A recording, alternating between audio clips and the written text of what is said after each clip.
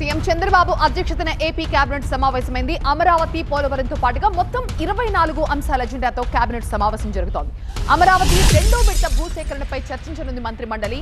SC ఉపవర్గీకరణ అమలు కోసం ordinance ముసాయిదా ఆమోదంపై కూడా చర్చిస్తారు. ఈ నెల 10న జరిగిన ఎస్ఐపిబి సమావేశం నిర్ణయాలకి ఆమోదం తెలుపబోతోంది ఏపీ కేబినెట్. 7 జిల్లాలలో సీనరేజ్ ఫీజు సేకరణ కాంట్రాక్టుల కాలం పొడిగించబోతోంది. కొత్త అసెంబ్లీ, సచివాలయం, హైకోర్టు నిర్మాణాలకు టెండర్లు ఆమోదించే అవకాశం కూడా ఉంది. నగరాల్లో వాతావరణ చర్యల అమలుకి రాష్ట్ర క్లైమేట్ సెంటర్ ఏర్పాటు కూడా ప్రతిపాదన రాబోతోంది.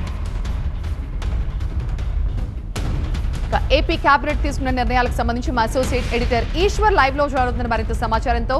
ఈశ్వర్,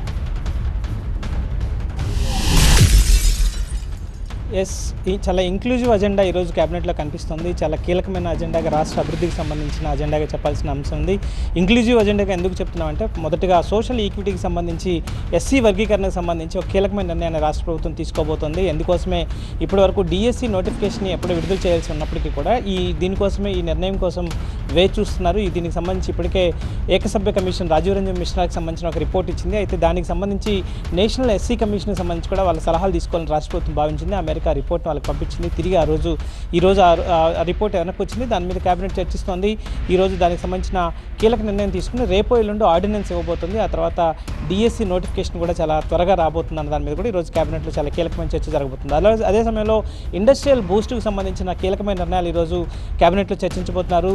ముఖ్యంగా విశాఖపట్నంలో ఐటీ హిల్స్లో సంబంధించి దాదాపుగా టాటా కన్సల్టెన్సీ సర్వీసెస్కి సంబంధించి 21 ఎకరాలని కేవలం 99 పైసలకే, మొత్తం 21 ఎకరాలని నామమాత్రపు ధరకు చెల్లించాలని కేబినెట్ నిర్ణయం తీసుకోబోతుంది. దీని ద్వారా ఒక ఇండస్ట్రియల్ బూస్ట్ క్రియేట్ అవుతుంది, మొత్తం ఒక బజ్ క్రియేట్ అవుతుంది. దేశవ్యాప్తంగా అన్ని సాఫ్ట్వేర్ కంపెనీలు ఇక్కడ ఇస్తున్న ఉచిత పథకాలు కావచ్చు, లేకపోతే ఇక్కడ ఇస్తున్న ప్రోత్సాహకాల మీద పెద్ద ఎత్తున డిస్కషన్ జరిగి రాష్ట్రానికి ముందుకు రావాలి, రాష్ట్రంలో ఏర్పాటుకి అన్ని కంపెనీలు ఇంట్రెస్ట్ చూపించాలన్న ఉద్దేశంతోనే ఇట్లాంటి నిర్ణయం తీసుకుపోతున్నట్టుగా మనకు అర్థమవుతుంది. అలాగే ఇరిగేషన్కి సంబంధించి కావచ్చు, లేకపోతే క్లీన్ అండ్ గ్రీన్ ఎనర్జీ ఎక్స్పాన్షన్కి సంబంధించి చాలా కీలకమైన నిర్ణయాలు తీసుకుపోతున్నారు. దాదాపు 3000 మెగావాట్లకు సంబంధించిన క్లీన్ ఎనర్జీకి సంబంధించిన ఎక్స్పాన్షన్కి సంబంధించి ల్యాండ్స్ అలాట్మెంట్కి జరగబోతున్నాయి. అలాగే పోలవరం హెడ్ వర్క్స్కి సంబంధించి ఒక 100 కోట్లు, అలాగే వెలుగొండ ప్రాజెక్టుకి సంబంధించి మరొక 100 కోట్లని ఈరోజు ఇస్తూ కేబినెట్ ఈరోజు నిర్ణయం తీసుకుపోతుంది. సో ఓవరాల్గా అన్ని అంశాలని ఇందులో పొందుపరిచారు. అయితే పవన్ కళ్యాణ్ మాత్రం ఈ సమావేశానికి ముందుగానే 10:30కి ఆయన వచ్చారు. కానీ ఆ తర్వాత ఆయన ఆరోగ్యం సహకరించకపోవడం, తీవ్రమైన వెన్నునొప్పితో ఆయన తిరిగి